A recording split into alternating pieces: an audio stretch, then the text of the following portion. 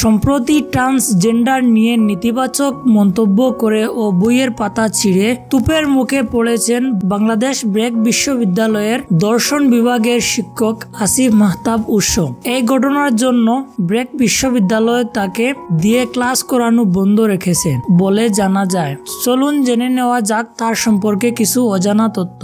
Asif মাহতাবের Facebook profile থেকে জানা যায় তিনি অবিবাহিত। তার পারিবারিক বিষয় সম্পর্কে তেমন কিছু জানা যায় না। তিনি একজন পাবলিক স্পিকার হিসাবে পরিচিত। তার ফেসবুক পেজে তিনি বিভিন্ন সময়ে বিভিন্ন বিষয়ে সরব হয়েছেন। ফিলিস্তিন ও ইসরায়েলের যুদ্ধের বিষয়ে তাকে ফিলিস্তিনের পক্ষে মাইকে ভাষণ দিয়েছেন। আসিফ মাহতাব উৎস 2018 সাল থেকে ব্রিটিশ আমেরিকান রিসোর্স সেন্টারে কাজ করা শুরু করেন।